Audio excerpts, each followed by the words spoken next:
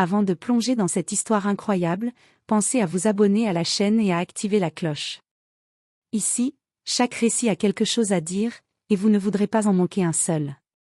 La pluie tombait en fines aiguilles sur les vitres teintées de la limousine noire. Dans le siège arrière, Richard Walden, un magnate de l'immobilier connu pour son arrogance et son empire bâti sur la peur, riait aux éclats. Devant lui, tremblait une femme au manteau détrempé, les cheveux collés à son visage.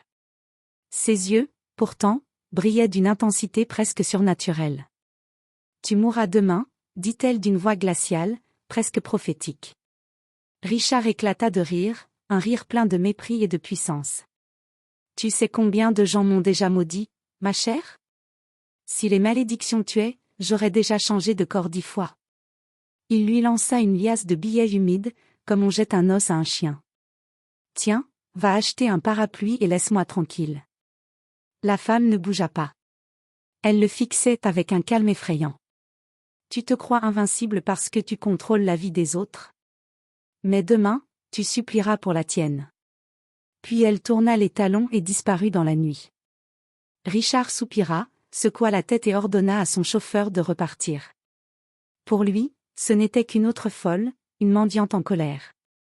Mais quelque chose, au fond de lui, le dérangeait. Cette voix. Ce regard. Comme si elle savait quelque chose qu'il ignorait. Le lendemain matin, tout sembla normal. Jusqu'à ce que Richard reçoive un appel paniqué de son avocat. « Monsieur Walden, il y a eu un incident. Votre avion privé, il s'est écrasé ce matin. Le pilote et les passagers sont morts. Mais, on vous croyait à bord. » Un frisson parcourut son échine. À partir de ce moment, chaque bruit, chaque ombre, chaque regard devint une menace. Et au coucher du soleil, quand il ouvrit la porte de son bureau, elle était là. La femme, vêtue de noir, assise dans son fauteuil. Elle souriait. Et pour la première fois, Richard Walden, l'homme que rien n'effrayait, tomba à genoux et supplia pour sa vie. La pluie battait toujours contre les vitres du penthouse de Richard Walden. Le milliardaire ne dormait pas. Ses doigts tambourinaient nerveusement sur le bureau en verre, un tic qu'il n'avait jamais eu auparavant. La présence de cette femme dans ses pensées, son regard perçant, refusait de s'effacer. Même la vue de la ville illuminée en contrebas semblait terne et menaçante, comme si chaque lumière était un œil qui le surveillait. Le téléphone sonna brusquement, le faisant sursauter. Il décrocha, la voix tremblante malgré lui. « Richard Walden, c'est votre avocat. Nous avons un problème. » « Quel problème ?» demanda-t-il, tentant de masquer l'angoisse. « Votre jet privé, il a disparu.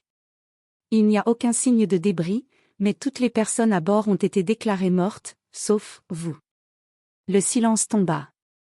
Richard sentit son cœur battre à tout rompre. Les mains moites, il laissa tomber le combiné. La réalité commençait à se plier autour de lui comme un piège invisible. Tout ce qu'il croyait solide, son argent, son pouvoir, son contrôle semblait soudain fragile. Il descendit de son penthouse, la pluie lui fouettant le visage. Chaque pas dans la ville était accompagné d'un frisson. Il avait l'impression que les passants le regardaient différemment, comme s'il percevait qu'il avait été marqué. Arrivé à la rue, il s'arrêta. Le bruit des voitures, l'odeur de bitume mouillé, tout prenait une dimension cauchemardesque. Et puis, elle apparut. Debout sur le trottoir, le manteau noir collé à son corps, le visage à moitié caché par la capuche. Richard sentit son souffle se bloquer. La femme qui l'avait menacé la veille, était réelle, tangible. Elle le regardait sans peur, sans émotion, comme si le monde entier pouvait brûler autour d'eux et qu'elle resterait immobile. « Tu pensais que c'était un jeu, n'est-ce pas ?» dit-elle, sa voix calme mais tranchante comme une lame. Richard balbutia, cherchant un mot, un rire, une arrogance à brandir. Rien ne vint.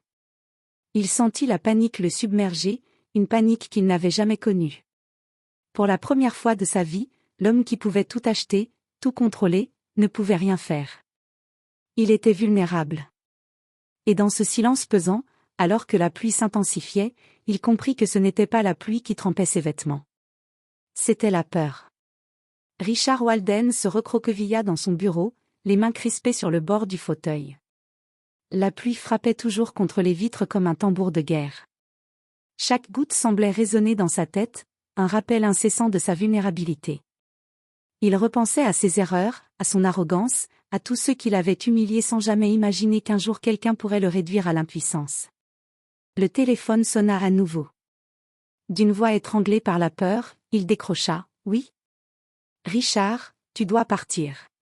Immédiatement. » « Qui est-ce ? » ?»« Tu le sauras bientôt. Fais-moi confiance, ne reste pas là. » Mais il était trop tard. Une ombre glissa derrière le rideau de son bureau. Il se retourna et la vit. La femme, immobile, ses yeux noirs comme l'obsidienne le fixant avec une intensité douloureuse. Elle ne bougeait pas, mais son simple regard suffisait à le clouer sur place. Richard sentit un frisson glacé parcourir sa colonne vertébrale. Tout son pouvoir, tout son argent, tout ce qu'il avait construit semblait se dissoudre devant elle. « Pourquoi moi ?» balbutia-t-il. « Parce que tu as pris la vie des autres comme si elle ne comptait pas. Parce que tu crois que l'argent peut tout acheter. Demain, tu comprendras ce que cela signifie. » Il voulut rire, essayer de tourner la situation en ridicule. Mais aucun son ne sortit de sa gorge. La panique commençait à l'étouffer. Son esprit cherchait frénétiquement une solution, une échappatoire, mais il n'y avait rien. Chaque porte, chaque fenêtre semblait scellée par une force invisible. Alors elle s'approcha, pas à pas, silencieuse comme une ombre. La pièce devint froide, glaciale. Richard sentit la peur l'envahir, comme une vague prête à le submerger. Il voulait fuir, appeler à l'aide, mais aucun de ses assistants, aucun policier, aucun garde du corps ne pouvait l'aider. Il était seul face à elle. « Demain, Richard, tu supplieras. Et tu comprendras que certaines dettes ne s'achètent pas avec de l'argent. » Elle disparut aussi soudainement qu'elle était apparue, laissant derrière elle une atmosphère de terreur pure. Richard resta là, tremblant, incapable de respirer normalement. La pluie frappait toujours les vitres, mais désormais, chaque goutte lui semblait être le compte à rebours de sa fin imminente. Il comprit qu'il n'avait jamais été confronté à rien d'aussi réel, aussi inévitable. Et au fond de lui, une vérité le terrifiait plus que tout, il ne s'agissait pas d'une menace vide. Demain, il mourrait peut-être vraiment. Richard Walden passa une nuit blanche, assis sur le bord de son lit, les yeux rivés sur le plafond immaculé de sa chambre. Les lumières de la ville filtraient à travers les rideaux, créant des ombres mouvantes qui semblaient danser au rythme de son anxiété.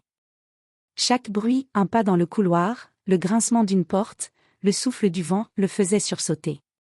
Son esprit refusait de croire que tout cela pouvait être réel, et pourtant, une peur viscérale le tenaillait au point de lui couper le souffle.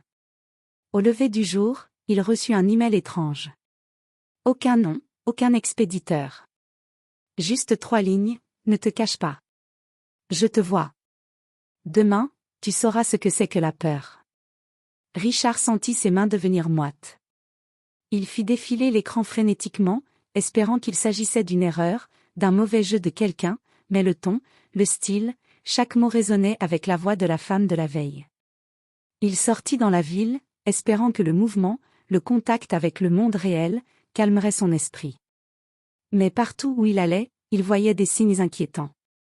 Un taxi qui semblait le suivre depuis l'aéroport, un livreur qui s'arrêtait brusquement pour le regarder avec intensité, un chien qui aboyait sans raison apparente dès qu'il passait.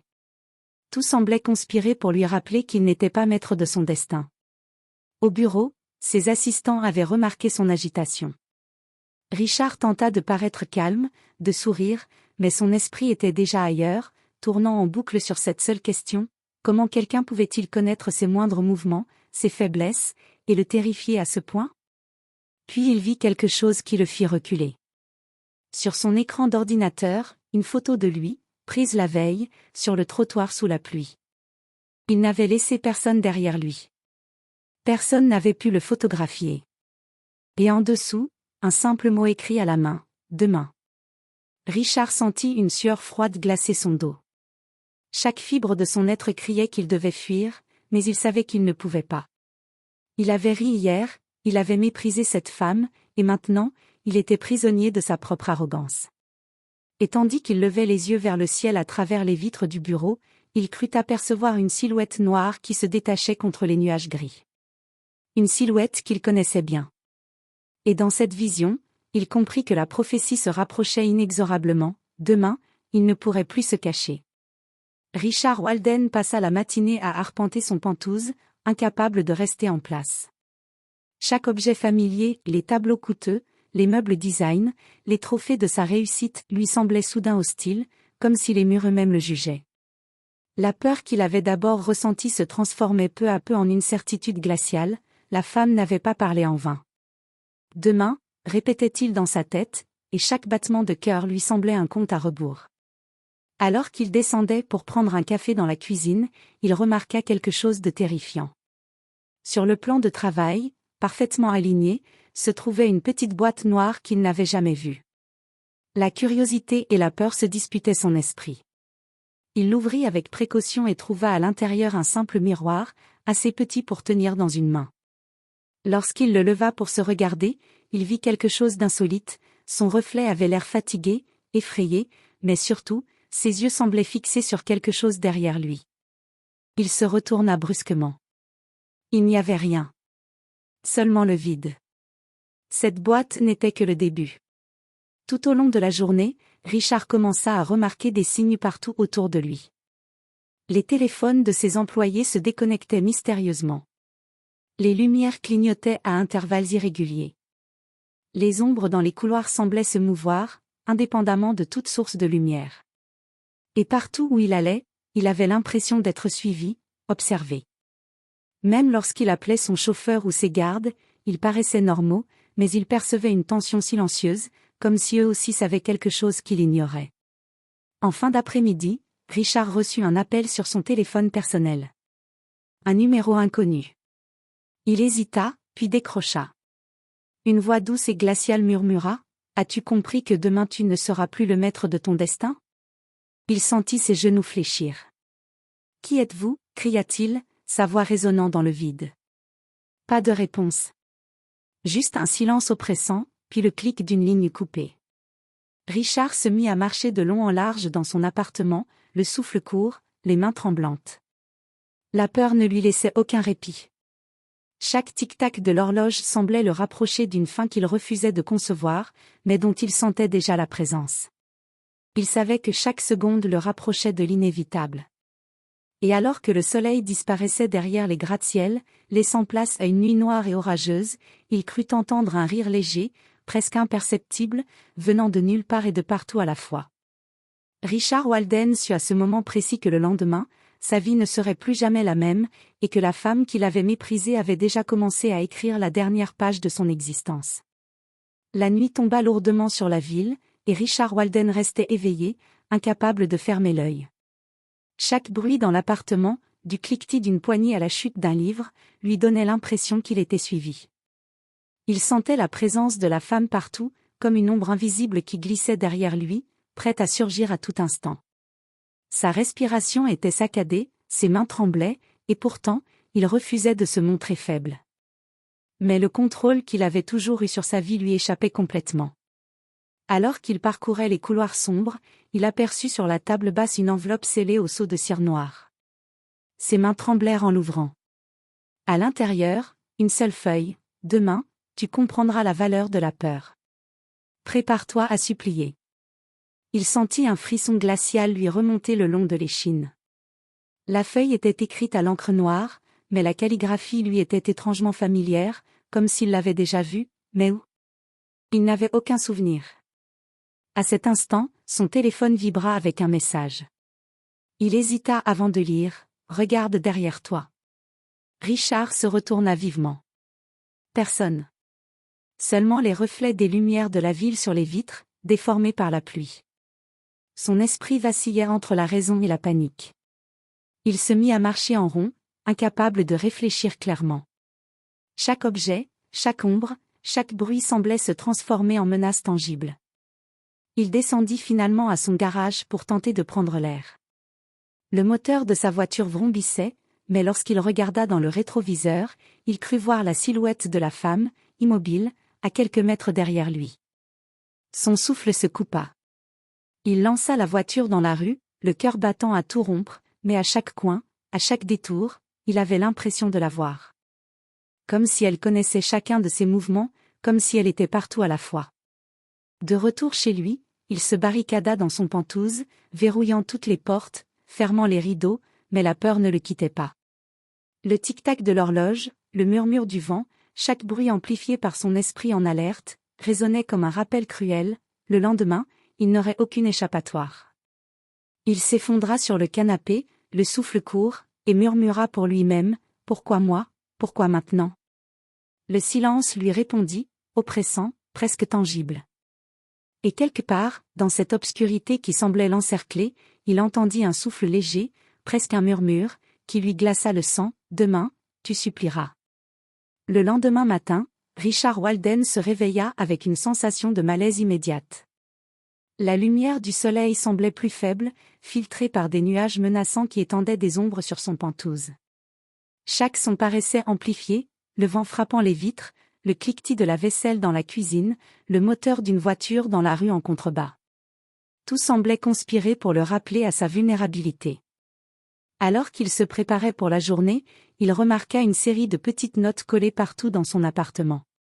Sur le miroir de la salle de bain, « Le temps est compté. » Sur son bureau, « Tes richesses ne peuvent rien contre moi. » Sur la porte d'entrée, « Regarde derrière toi. » La panique s'empara de lui. Chaque mot, chaque signe semblait annoncer l'inévitable. Il descendit dans le hall de son immeuble, pensant que la foule pourrait le rassurer, mais le regard des passants le rendait nerveux. Chacun semblait le juger, l'observer avec une intensité presque surnaturelle. Lorsqu'il passa devant un miroir dans le hall, il crut apercevoir derrière lui la silhouette noire de la femme. Il se retourna brusquement, mais il n'y avait personne. Son cœur battait à tout rompre, et la sueur perla sur son front. À midi, il reçut un message sur son téléphone, une photo de lui-même assis dans son bureau, les mains crispées sur le bras du fauteuil. La légende disait « Demain, tout prendra fin ». Richard tomba à genoux, incapable de croire à ce qui se passait. Il sentait l'étau de la peur se resserrer autour de lui. La femme n'était plus seulement une menace vague. Elle était omniprésente, invisible mais tangible, et il savait qu'elle pouvait frapper à tout moment. Alors que le soleil déclinait, il entendit un léger clic derrière la porte de son appartement. Son souffle se coupa. Il n'osa pas se retourner. La poignée bougea lentement, comme si quelqu'un jouait avec lui. Richard recula, le corps tendu, le regard cherchant une issue. Puis elle entra. La femme, immobile, vêtue de noir, le fixait avec un calme absolu qui le terrifiait davantage que toute violence physique. « Tu pensais que tu pouvais ignorer mes avertissements ?» murmura-t-elle, sa voix glaciale résonnant dans l'air. « Demain, tu comprendras ce que c'est que de supplier pour sa vie. » Richard ne pouvait pas répondre. Ses jambes tremblaient, son esprit était en proie à une terreur pure. Chaque souffle qu'il prenait semblait le rapprocher de la fin. Et dans cette pièce sombre, avec la pluie qui tombait à l'extérieur et le tonnerre qui grondait au loin, il comprit que demain, sa vie ne dépendrait ni de son argent, ni de son influence. Demain, il serait totalement à sa merci. La nuit tomba avec une lourdeur inhabituelle. Richard Walden se tenait près de la fenêtre, les mains crispées sur le rebord, observant les éclairs illuminer la ville. Chaque flash semblait révéler une silhouette fugace, toujours dans l'ombre, toujours trop rapide pour qu'il puisse l'identifier. Son cœur battait à un rythme effréné. Il avait perdu toute certitude, tout contrôle, et la peur le rongeait de l'intérieur. Alors qu'il parcourait son pantouse, il remarqua que les objets familiers avaient changé de place.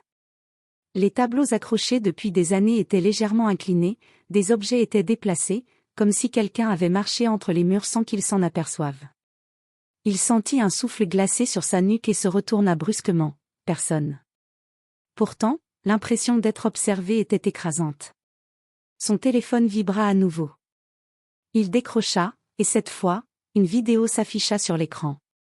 Il la regarda, figé d'horreur, il voyait son propre appartement, filmé comme s'il y avait une caméra invisible à chaque coin. La femme apparaissait dans le cadre, se tenant immobile au milieu de la pièce, le regardant. La vidéo se termina par un message écrit à l'écran, « Demain, tout prendra fin. » Richard sentit ses jambes fléchir. Il tenta de se convaincre que tout cela n'était qu'un montage, un canular sophistiqué, mais au fond de lui, il savait que ce n'était pas possible. La peur avait un goût réel dans sa bouche, un goût de mort imminente. Même son argent, ses contacts, ses hommes de main, tout semblait inutile face à cette présence silencieuse mais omnipotente. Il sortit sur le balcon, respirant l'air humide de la pluie. Chaque bruit de la ville résonnait dans sa tête comme un avertissement. Le tonnerre grondait, et il crut voir, parmi les éclairs, la silhouette de la femme se dessiner brièvement sur les toits voisins. Elle était là, invisible mais présente, comme un spectre qui contrôlait son destin. Richard recula dans l'appartement, tremblant, et comprit que l'horloge tournait inexorablement. Chaque seconde le rapprochait de l'instant fatidique. Le temps n'était plus de son côté. Et alors que le vent hurlait contre les vitres, il entendit un murmure derrière lui, léger, glacé, insupportable. « Demain, tu supplieras pour ta vie, il sera trop tard. » Il tomba à genoux, le souffle court, incapable de se relever. Pour la première fois de sa vie, Richard Walden savait qu'il n'existerait peut-être plus demain. L'inévitable s'approchait, et rien, absolument rien, ne pouvait l'arrêter. L'aube se leva sur la ville comme un spectre gris. Richard Walden, les traits tirés, errait dans son pantouse.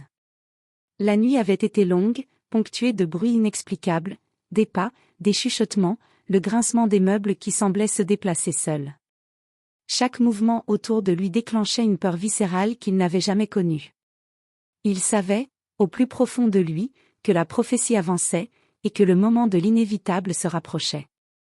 Lorsqu'il descendit dans le hall de l'immeuble pour tenter de sortir, il fut surpris de voir que le hall était vide, étrangement silencieux, mais à chaque reflet sur les miroirs, il voyait la silhouette noire, immobile, le regardant. Son souffle se bloqua, ses mains devinrent moites. Même les employés habituels semblaient absents, comme si la ville elle-même retenait son souffle en attendant ce qui allait se produire. De retour dans son bureau, Richard trouva une nouvelle enveloppe. Cette fois, elle contenait une petite clé noire et un simple mot, ce qui ouvre la porte de ta vie ou de ta mort. Il sentit une sueur glacée parcourir son dos. La peur s'insinuait dans chaque pensée, dans chaque geste. Il se sentait piégé, incapable d'échapper à ce destin qui se matérialisait autour de lui comme un filet invisible. Alors qu'il examinait la clé, un bruit derrière lui fit sursauter Richard. La femme était là, immobile, silencieuse, mais son regard lui transperçait l'âme. Il voulut parler, crier, supplier, mais aucun son ne sortit. Chaque mot semblait insuffisant, impuissant face à cette présence écrasante. Elle fit un geste lent, presque cérémonieux, et la clé tomba de sa main sur le bureau. Richard la ramassa, les doigts tremblants, sentant un poids étrange, comme si cette petite clé portait en elle tout le pouvoir de sa survie ou de sa fin. La femme inclina légèrement la tête, et dans un murmure glacé qui sembla résonner dans toute la pièce, elle dit « Tu comprends maintenant, Richard. Demain, tu n'auras plus rien à quoi t'accrocher, sauf ta vie, si tu es capable de la préserver. » Richard sentit son cœur se serrer. L'angoisse était totale, inévitable. Chaque seconde qui passait le rapprochait de l'instant où il devrait affronter la prophétie. Il comprit alors que cette femme n'était pas simplement une menace, mais une incarnation de la justice implacable, une force qu'il ne pouvait ni corrompre ni fuir. Et alors que le tonnerre grondait au loin et que la pluie reprenait avec plus de force, Richard Walden sut, avec une certitude glaciale, que le lendemain, sa vie serait suspendue à un fil, et que le moindre faux pas pourrait sceller son destin. Le jour avançait, et Richard Walden sentait le poids de l'inéluctable s'épaissir autour de lui. Chaque geste semblait lourd, chaque respiration douloureuse. Il observait la pluie tomber à travers les grandes baies vitrées de son pantouse, chaque goutte lui rappelant le compte à rebours implacable qui l'amenait inexorablement vers sa fin. La peur n'était plus seulement un sentiment, elle était devenue un corps étranger qui s'installait dans chaque muscle, chaque pensée. Il reçut alors un message étrange sur son téléphone. Une photo de la pièce dans laquelle il se trouvait, mais vide. Et pourtant, au fond de l'image, à peine perceptible, une silhouette noire se tenait derrière lui, immobile. Richard sentit une sueur glacée parcourir son dos et son souffle se bloqua. Il se retourna, mais il n'y avait rien. Le silence régnait, oppressant, et pourtant, la menace était palpable, comme un parfum glacial qui l'enveloppait. Il prit alors la clé noire que la femme lui avait donnée et l'examina longuement. Son esprit était en proie à une tempête de questions. Que devait-il ouvrir? Que signifiait ce geste? Chaque idée lui semblait dangereuse, chaque hésitation pourrait lui coûter la vie. Il comprit qu'il ne pouvait plus fuir. La confrontation approchait, et il devrait faire face, que cela lui plaise ou non. Le soir venu, un grondement sourd résonna à travers la ville. Richard sentit la présence de la femme s'approcher sans la voir. Les objets bougeaient légèrement, comme animés d'une volonté propre. La tension dans l'air était presque tangible, et chaque pas qu'il faisait semblait amplifier l'angoisse. Lorsqu'il s'avança vers la porte d'entrée, il sentit un souffle glacial derrière lui et entendit la voix qu'il redoutait. « C'est le moment, Richard. » Il se retourna lentement, les jambes tremblantes, et la vit enfin pleinement. Immobile, silencieuse, son regard noir planté dans le sien. La peur le paralysa complètement. Il comprit que cette femme n'était pas là pour négocier, ni pour menacer, elle était là pour accomplir ce qu'elle avait annoncé. Son esprit tenta de chercher un plan, un moyen de fuir, mais il n'y avait rien. Rien que la clé dans sa main, la seule chose qui pourrait décider de sa vie ou de sa mort. Richard s'effondra sur ses genoux, sentant chaque muscle se tendre et se relâcher dans une panique totale. Ses prières, ses supplications, ses richesses, tout cela semblait dérisoire. Il comprit alors, dans un éclair de lucidité terrifiante, que le vrai pouvoir n'était jamais dans son argent, mais dans la volonté de celle qui avait pris le contrôle de son destin. Et dans ce moment de terreur absolue, il sut que demain, il serait obligé de supplier, et que le moindre faux geste pourrait lui coûter la vie. La nuit était tombée depuis des heures, mais pour Richard Walden, le temps semblait s'être arrêté. Tout autour de lui n'était que silence et obscurité. Les lumières du Penthouse clignotaient faiblement, comme si même l'électricité refusait de rester en sa présence. Il tenait toujours la clé noire dans sa main tremblante, incapable de comprendre si elle devait le sauver ou l'achever. Soudain, la porte de sa chambre se referma violemment derrière lui, projetant un souffle glacé dans la pièce. Il se retourna, le cœur battant à s'en rompre. Elle était là.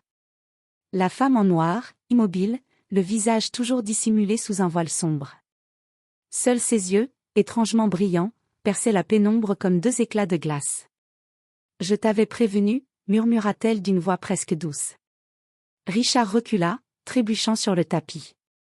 Il leva les mains, suppliant. « Pitié ? Je ne savais pas. Je peux tout réparer. Dis-moi ce que tu veux. De l'argent, des maisons, une nouvelle vie. Je te donnerai tout. » Un rire bref s'échappa de la silhouette. Ce n'était pas un rire humain. « Ce que je veux, Richard, tu l'as déjà pris. » Elle s'avança lentement, ses pas résonnant comme des battements de tambour dans le silence de la pièce. Chaque pas la rapprochait, chaque pas réduisait l'espace entre la vie et la mort.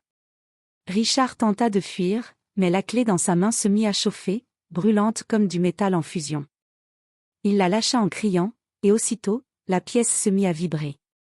Des ombres surgirent des murs, des formes indistinctes, humaines mais déformées, comme des âmes piégées. Elle chuchotait son nom, encore et encore. Richard. Richard.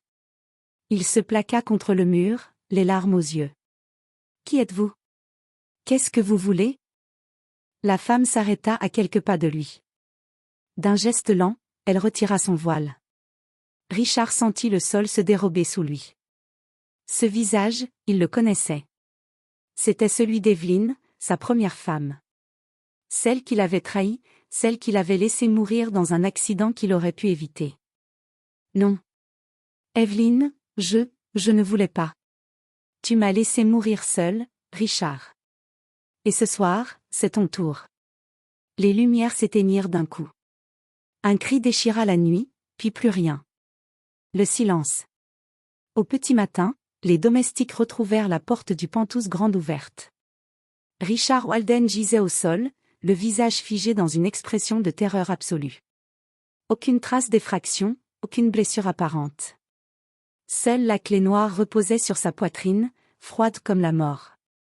Dans le rapport de police, un détail troubla les enquêteurs. Sur le miroir de la chambre, quelqu'un avait écrit avec une main invisible 3 mots tracés dans la buée. « Je t'avais prévenu. » Quelques jours plus tard, le Penthouse de Richard Walden fut mis en vente. Personne ne voulait l'acheter. Les rumeurs couraient, bruits étranges la nuit, ombres mouvantes dans les miroirs, chuchotements dans les murs. Le personnel refusait d'y entrer après le coucher du soleil.